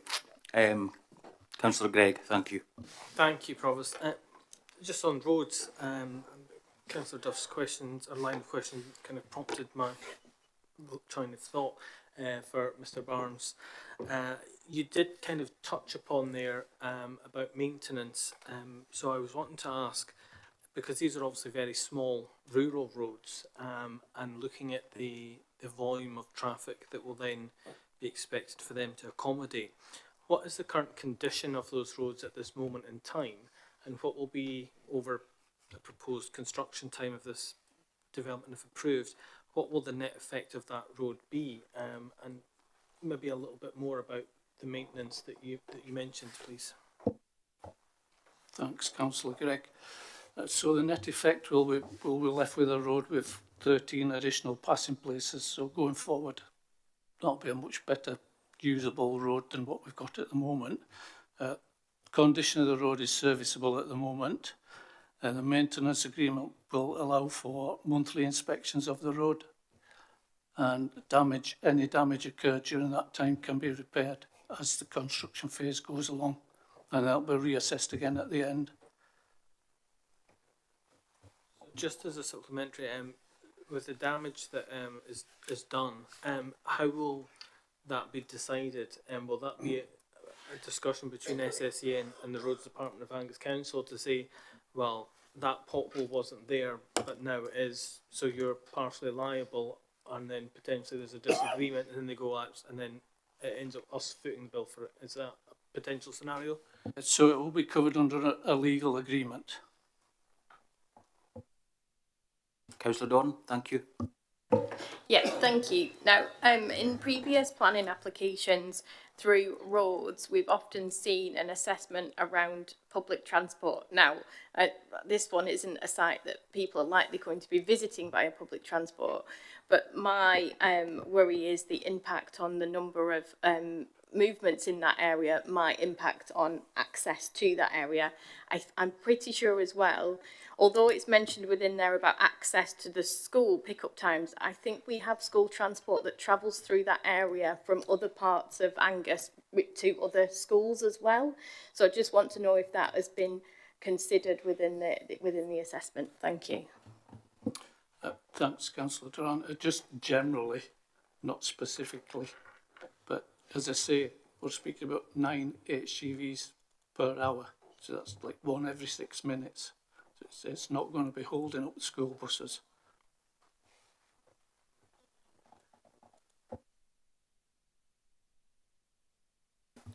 Anyone else got questions for officers? No. Councillor Duff, sorry. Okay, yes. sorry, if that's the questions on roads, I had a question about the flood risk, which I think was mentioned by some of the objectors. I don't know, we got a view from SEPA, I would assume, as part of that. So it maybe just for maybe Mr. Just go ahead and give us your views on that. And then I had a final question on the electromagnetic radiation. Okay, over to Mr. Taylor. Thank you, Councillor Duff. You will see at, just remind myself, section 6.9 of the report, it clarifies that we have sought advice from our colleagues in the road service who've looked at the surface water drainage arrangements and have indicated that those arrangements are satisfactory. You will see at 6.2 we've consulted SEPA in terms of flood risk. They've looked at the information submitted and are satisfied, noting that the site is located out with the flood risk zone for the 50 burn, that flood risk shouldn't be a significant issue. And when the system has been designed for drainage, it takes account of an uplift for climate change. So we're satisfied the expert consultation bodies have given us sufficient advice to be comforted that that isn't a significant issue for this proposal. And the final one really is to ask your views on the electromagnetic radiation issue, which I know has occasionally come up before in previous planning meetings where we've been dealing with radio masts and such like. What is the official planning view on that matter? Yeah, thanks again. So we deal, our thoughts on that are articulated from paragraphs 8.96 onwards in the report. The applicants indicated that, now let me just find the right part, that basically the EMF situation, that would comply with the relevant legislative position. There's no evidence available to us to suggest that's not likely to be correct, and no consultee has identified an issue with that particular issue. So on the basis it's governed by other legislation, we were satisfied that that was adequately addressed. In terms of the other matters around health, obviously we haven't got a document labelled a health impact assessment, but lots of the matters that will be picked up in a health impact assessment about noise, construction noise and operational noise and other things around vibration, they are dealt with elsewhere in the environmental impact assessment report. So it might not be badged as a health impact assessment, but much of the content of what would be in such a document is contained within the environmental information that we have received. Okay, thanks very much for that. Thank you. Any other questions to officers? No, don't see any hands. No. Okay, members, thank you. So, following on from the session this morning, we will now move on to the determination of planning application 24/00699 full for the construction and operation of a 22-bay 400/275 kV air insulated substation located on a level platform and the formation of associated earthworks, access, drainage, landscaping and security, including the creation of temporary construction compounds on land southwest of Balkembach Farm, Teeling. I would now like to invite members to make any comments, please, on the application. Councillor Dorn. Thank you, Provost. Yeah, thank you for everyone who's spoken today, and it's been really valuable to go into detail a little bit more on this large and complex planning application. I do have a significant number of concerns with this application. I think mostly around the policies that have been discussed around 11E and 11C, which relate to the impact on amenity for people in the local area, and also the discussion around the economic impacts as well. I appreciate, though, that this is an area that hasn't got a test applied to it from the Scottish Government, but I think it's something that I'd like to explore a bit more, and those are the comments that I want to make. Thank you very much. Councillor Melville, thank you. Unfortunately, I'm going to make rather longer comments than that, I'm afraid. But I also want to express my thanks to everyone who's addressed us so far, but also to everyone who submitted a response. This is, I think, probably the most responses we've had for a single application, other than the Teeling Contour overhead line. But like Councillor Doran, I want to touch on Policy 11. Now, members will recall I've said in previous settings that support for energy developments is conditional on a number of conditions being met. And in my view, the following conditions have not been met by this proposal. Policy 11C, net economic benefit, is critical to whether or not energy developments should be supported. Now, we've heard vague suggestions of things that the applicant wants to do, but no substantive plan. And we have heard from officers, indeed, that we can't enforce it in any case. But even when pressed, the applicant could not demonstrate tangible economic benefit. Councillor Doran asked about permanent jobs, and we got no detail. Councillor MacDonald asked about gross value added to Angus, and we got no detail. Councillor Cheap asked a very straightforward question: what's in it for Angus? And we got no firm detail on that either. So that fails on every point in my book.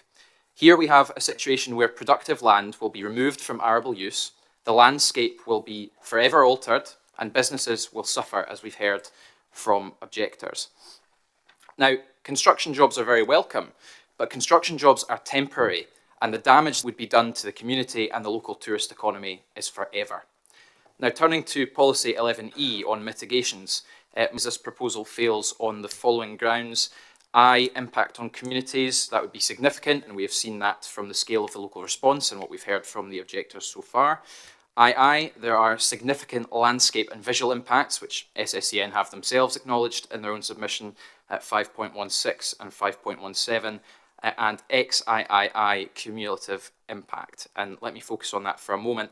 It's defined in NPF 4 as impact in combination with other development. That includes existing developments as appropriate, which have permission, and valid applications which have not yet been determined. I think we need to remember that Teeling has already changed so much in the last decade.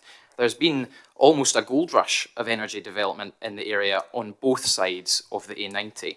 Battery storage, solar, and of course the Teeling Contour overhead line, which this council has already objected to, but is still in the planning process. This application, with others in train, would forever change the face of these communities and, in my view, fundamentally harm the local rural economy. So not only do we have a proposal which fails on those key policies which govern energy development, my view is it also fails on the spatial principles set out at the start of NPF 4, which promote local livability, rural revitalisation, and a just transition which is, and I quote, fair and inclusive. We don't get to a fair and inclusive just transition by ignoring the views of communities and ripping up the local environment. We get there by working with people and making energy work for communities and not the other way around. Finally, I want to look at the conditions which the Council has proposed. Now, many of the speakers, including some Council colleagues, have highlighted the lack of detail from SSEN on key elements of this. And I just want to remind members that we have had to put in place conditions in this paper because of that lack of detail, because there is no firm plan for construction traffic, no real plan for archaeological works, no real plan for environmental management, no detailed plan for landscaping, no detailed plan for biodiversity net gain, no detail on scheduling and phasing of construction, no plan, no plan, no plan. Now, taking that into consideration alongside all of the policy reasons I've outlined and the consequences for the communities that I represent, I cannot support this, and I will be voting against the officer's recommendations when we get to that point, Provost. Thank you very much, Councillor Melville. I'll just remind members, though, it's comments, please, comments only. Councillor Cheap. Okay, thanks, Provost. Look, I get the whole aspect of national importance and need. You know, we've got a lot of experience in the council here on planning and development, and so I came into, having read all the papers, I came into today's meeting kind of sitting on the fence, to be honest, because I could see both sides here. I've got various things asterisked in my notes from reading the papers before coming along here, but listening to some of the local representation here, it did underline and, you know, in my mind, highlight certain areas. And I'm thinking about the development, the physical upset to the rural countryside here for how long? You know, 4 years to actually construct and develop all of this, and for the locality to have to put up with that. Further 10 years to really, for the mitigation, truly to develop to a standard that might suffice. And then for how long after that is a lot for people to have to put up with, when I'm not content that other sites that have been discussed and apparently considered may have been a solution. I know we're not judging on that, but we've heard from, I think it was, excuse me a second, but I don't want to give everybody their space. I think it was Mr. Wiseman saying that, you know, if the 110 acre site had been considered, then we probably wouldn't be sitting here today at all of this. And also, on that one, we tried to get an answer from SSEN about the 110 acres, and I'm still not any clearer what they intend to do with all of that. So a lack of faith is in it for me on all of this, and I don't think actually they've done anything really to placate my concerns. In fact, they've probably made them grow. When we start talking about contamination matters, I mean, it's the local people who are bringing this to the fore and telling us it's actually happening. Where there's nothing in all of this at the end of the day that makes me content that I could press a button and say, yeah, I feel safe for this to proceed. We don't have enough information. There's not enough consideration. I think Councillor Melville mentioned it about the community. We listened to about the community engagement. Clearly it was insufficient. Clearly it was the wrong people doing it. And Councillor Clark, a lot of respect over all the years we talk about being good neighbourly. Well, that was the classic sign of there's a lack of that here. There's not a concern in my eyes. And listening to what SSEN have said, I'm not any further forward with that. So I know which side of the fence I've fallen on. Thanks. Thank you, Councillor Cheap. Councillor Gavin Nicol, thank you. Thank you very much, Provost.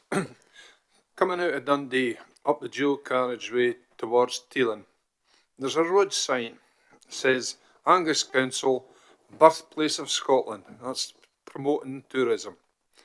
And a few hundred metres up the road, we are going to be faced with this industrial carbuncle. And it's are going to be on good 3.2 agricultural land. This project does not benefit any in the area and also ruins the rural setting. Now, this application falls foul of many of the NPF 4 policies, but especially policy NFP policies 11, 14 and 29. I have no problem in going against the officers. Thank you. Councillor Clark? Comments only, please. We're not at motions or amendments yet. No, sir, I won't be doing that, thanks. But I would just like to remind myself why I came into politics. I don't work for the council. I'm no representative of anybody other than people here. So I look at the numbers, and I've done a lot of listening and a lot of writing down. 1,780 objectives. I can't ignore that. And I've heard such eloquent speakers. There's times when they got into trouble for being a bit exuberant. But by and by, that's what I listened to as well. And I listened to my officer colleagues. And I will remain in the comment mode. But I wouldn't go against anything that my 3 fellow councillor colleagues have just said. And I would cite policy 11. I'll leave it at that. Thank you very much, Councillor Clark. Yes, as a ward councillor too, I'm not disagreeing with anything that any of you have said. I'll keep it short. Councillor Melville was very detailed, but I will certainly not be, and I know what's like Councillor Cheap what side of the fence I'm on, but I won't be disagreeing with the comments that my colleagues have made. Councillor Proctor and then Councillor Durno. Thank you. Thank you very much, Provost. I'm going to go into the same detail as some of the other speakers, but I do feel there is a lack of clarity and detail on very important subjects. We're talking about the environment, and I do feel health is a big issue to the local people who live in the area. And I do feel, as Councillor Gavin Nicholas said, we really, if we agree with this, we are sort of making sure that the vandalisation of Angus at the entry point to the county happens. Thank you. Councillor Durno, and then we'll go to Councillor Brays online. Right, thanks, Provost. I'll keep it brief. 9 years on planning committee, and used to reading papers, etc. I'm just wanting to put some points out here for you to think about. We've got National Scotland, no objection. We've got SEPA, no objection. We've got Transport, no objection. Historic Scotland, no objection. We've got Dundee, no objection. The plans are being amended to put a consultant on site for environmental impact and natural flood management measures, which will reduce the water flow. We have to look at these agencies as well, because although we are looking at the constituents and all the concerns that they have, we also have to take into effect that we have to abide by the other agencies as well, what they think. So it's a difficult one, but we have to look at the future as well, and we have to think about power in this country, even though we're not going to benefit Scotland, but we still have to think of alternative ways. We definitely don't want nuclear here. So at the moment, I'm looking at this as more a positive than a negative. Thanks. Councillor Gregg. Sorry, I wasn't expecting you to come to me. I thought you had someone before me, but I will take the opportunity. This has been particularly difficult for myself because I don't sit in planning, so I'm not chapter and verse of NPF 4, unlike some of my colleagues, Councillor Dorn and Councillor Cheap are. So I do look to them for advice, as they have a lot more experience in it than I do. It was mentioned that there were over 1,700 objections to this application. But then I also think to myself, well then, how many people in Angus didn't object to it?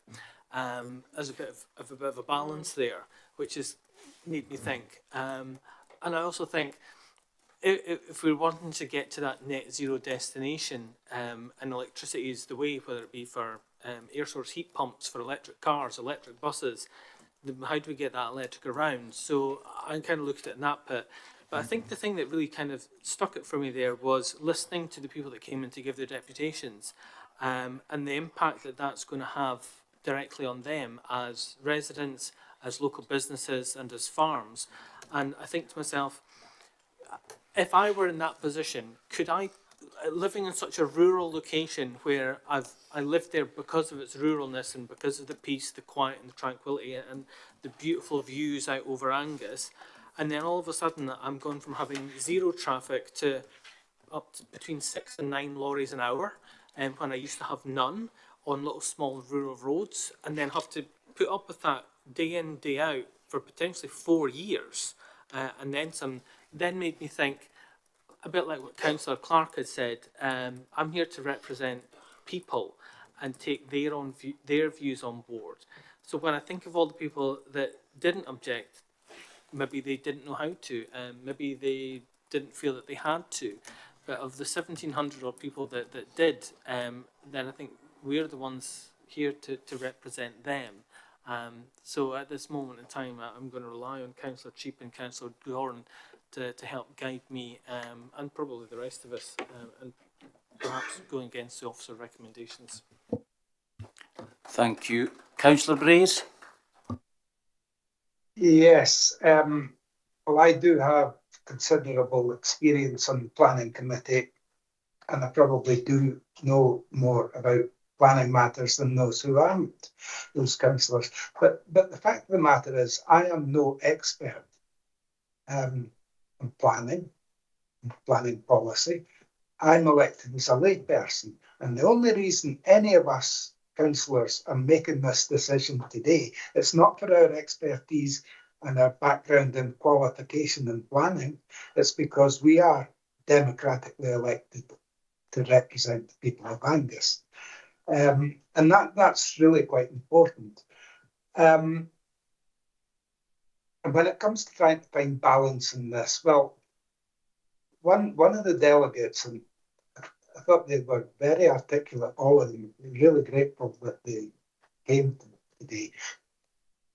One of them said that the capacity of the proposed substation was going to be double what Scotland currently uses in electricity. But the fact is, we're going to have to use an awful lot more electricity in the future to meet climate targets. We have a declared climate emergency. I happen to believe that we do need to pursue the ambition of getting to net zero and stop using fossil fuels pretty much as quickly as we can. But the other side of this equation is I've got this huge doubt that this is the right project, the right development in the right place. I'll leave my comment at that at the moment.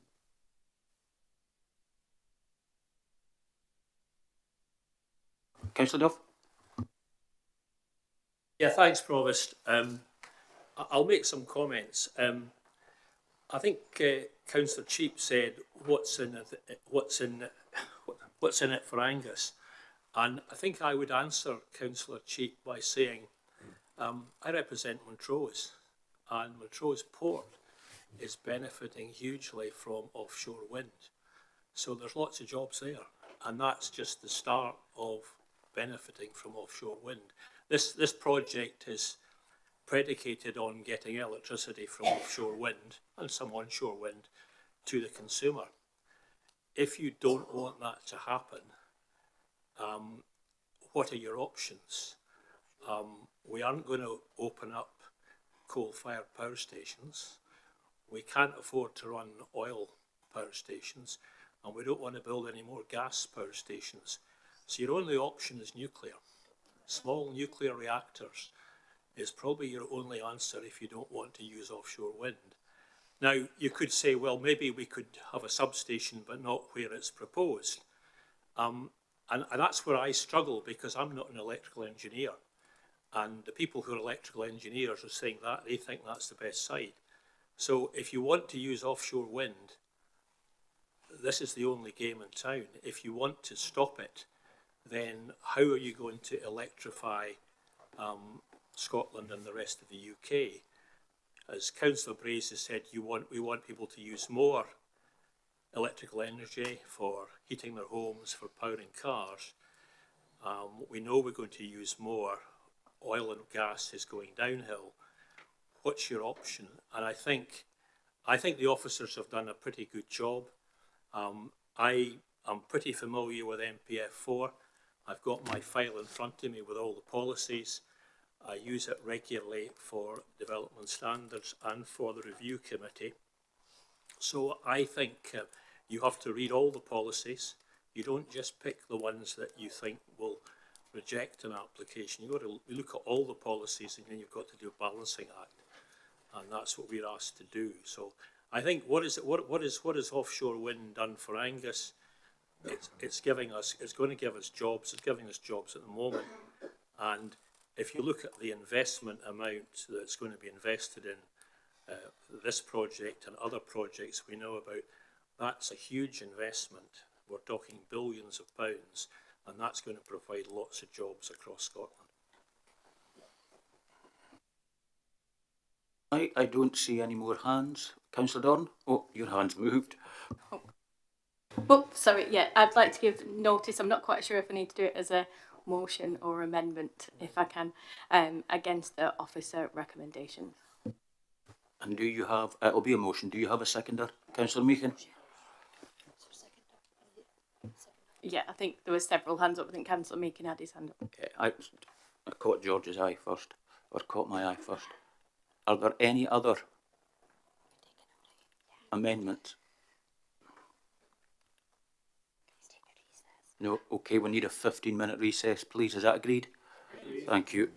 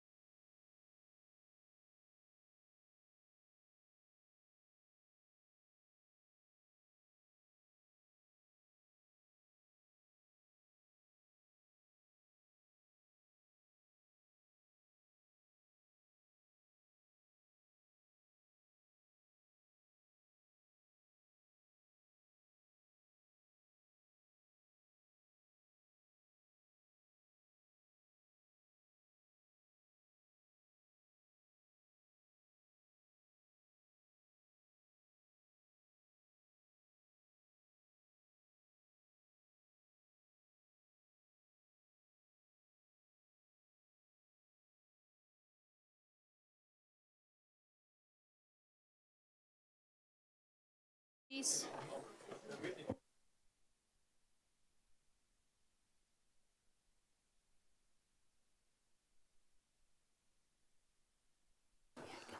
Okay, everyone, thanks for your patience and apologies for the delay. This is going to be the shortest live stream ever, and I'm going to apologise again. Councillor Dorn and Councillor Meehan, I'll have to take some advice from officers, so I'm going to recess again for 30 minutes. Is that agreed?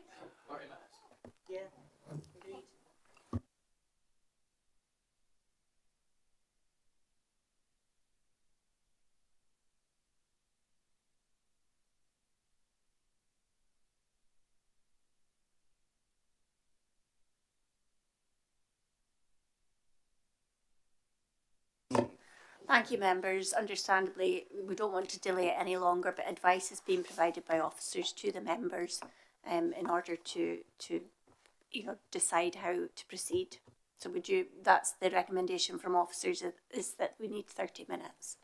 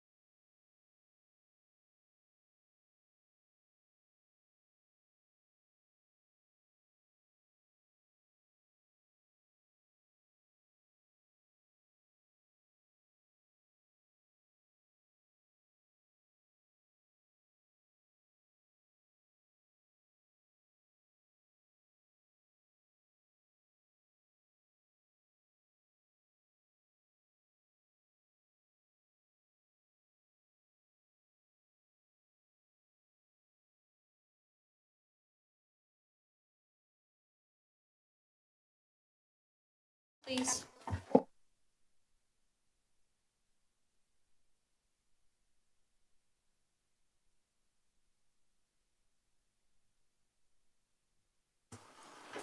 Okay, thank you all indeed for your patience. It's been a long day for everyone. Now, I'm going to ask if there's any member minded to move the report as it is with recommendations in it. Councillor Duff?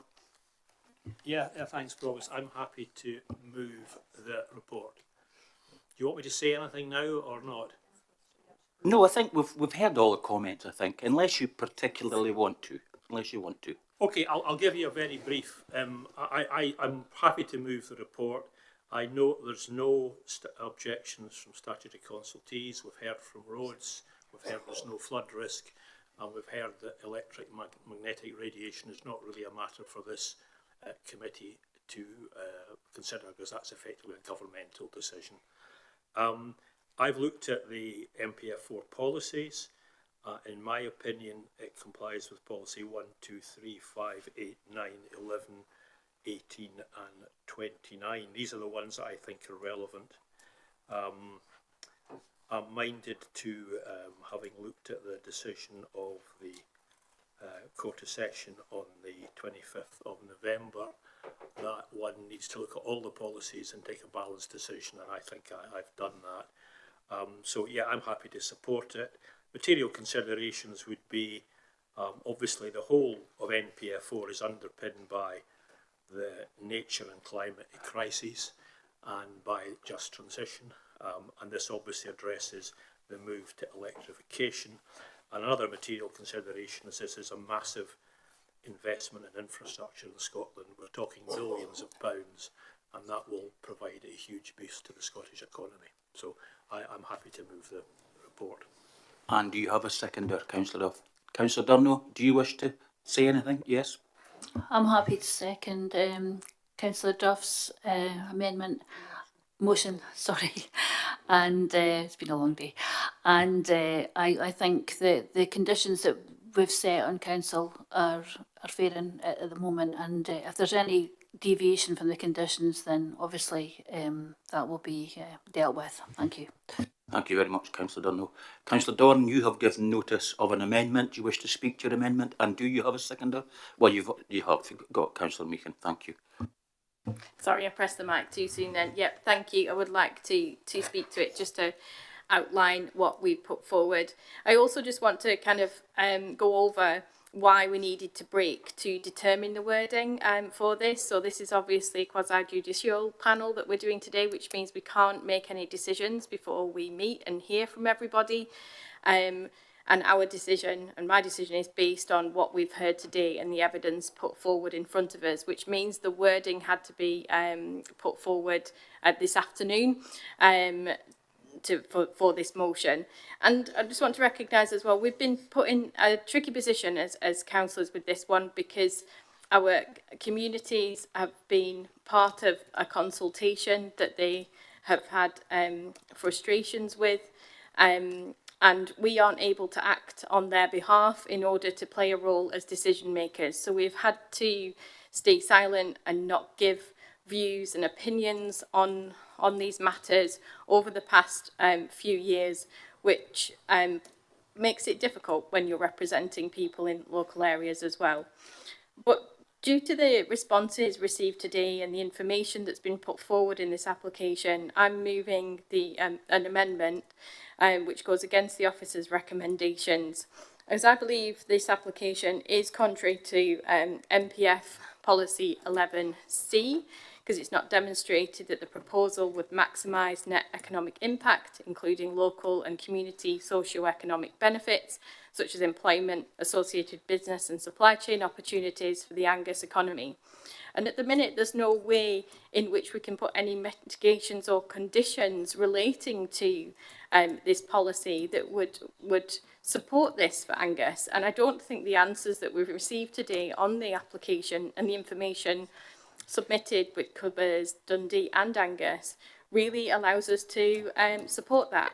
We are elected as Angus councillors, and we need to make decisions on behalf of people in Angus. So that's where I'm coming from on this part of the policy. The next part is that the application is contrary to NPF Policy 11E2, Policy 14 and 29B, because insufficient detail has been submitted to demonstrate that appropriate design mitigation has been applied to the proposal to mitigate significant adverse landscape and visual impacts, and the proposal would be detrimental to the amenity of the area, and it's not suitably scaled, sited and designed. So that's the second part. And then the final part is that the proposed development, combined with other existing consented and proposed transmission and energy development in the surrounding area, would give rise to significant and unacceptable cumulative landscape and visual impacts contrary to NPF Policy 11E. And I think that's really important as well, because the area of Teeling is one that is becoming the site of many of the energy infrastructure, and there's been no denying the fact that the nature and climate crisis is real and that action needs to be taken on this. But we need to address the appropriate nature and scale of developments for local, particularly rural communities in Angus. And I think this has highlighted a lot of the challenges that these developments propose for rural areas, and particularly what we're seeing in Teeling. So I think that's all I wanted to say on that. Thanks. Thank you very much, Councillor Doran. Councillor Meekin, as the seconder, do you wish to say anything? Thank you. Yes, thank you, Provost. I would just like to say that I haven't made a statement today regarding my thoughts on this application. That's because I believe that we can be judged on our actions rather than our statements. My action today is to second Councillor Doran's amendment in rejecting this application on the grounds stated in her amendment. Thank you. Thank you very much. Well, we've had lots and lots of comments and discussion this afternoon, so I think we'll just go straight to the vote, unless anybody particularly wants to speak. Would you want the motion circulated? Have we got, is that possible? Thank you.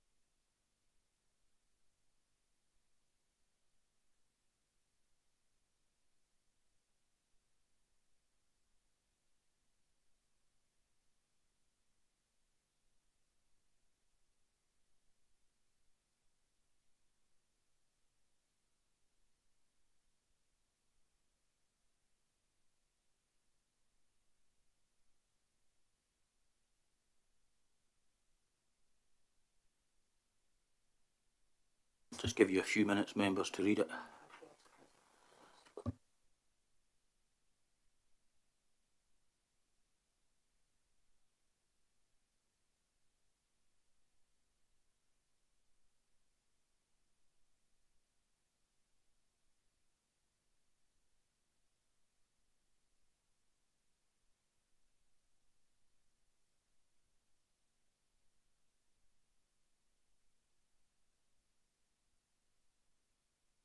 Okay, has everybody had time to read the amendment? Okay, and as I said, I think we've commented well today. So, Mrs. Stewart, please, just go to the vote. Thank you. Thank you, Provost. The motion by Councillor Duff, seconded by Councillor Journal, is to approve the application for the reason and subject to the conditions outlined in the report. The amendment by Councillor Doran, seconded by Councillor Meekin, is to refuse the application for the reasons outlined by Councillor Doran. Please vote, motion or amendment. Provost? Amendment. Deputy Provost? Amendment. Councillor Beattie? Amendment. Councillor Bell? Amendment. Councillor Briggs? Amendment. Councillor Cheap? Amendment. Councillor Clark. Amendment. Councillor Cruikshanks. Amendment. Councillor Devine. Amendment. Councillor Jordan. Amendment. Councillor Duff. Motion. Councillor Journal. Motion. Councillor Gregg. Amendment. Councillor MacDonald. Amendment. Councillor McLaren. Amendment. Councillor Meakin. Amendment. Councillor Melville. Amendment. Councillor Gavin Nicol. Amendment. Councillor Louise Nicol. Amendment. Councillor Proctor. Amendment. And Councillor Speed. Amendment. There is 2 votes for the motion and 19 votes for the amendment. Therefore, planning application number 24/00699/FULN is hereby refused.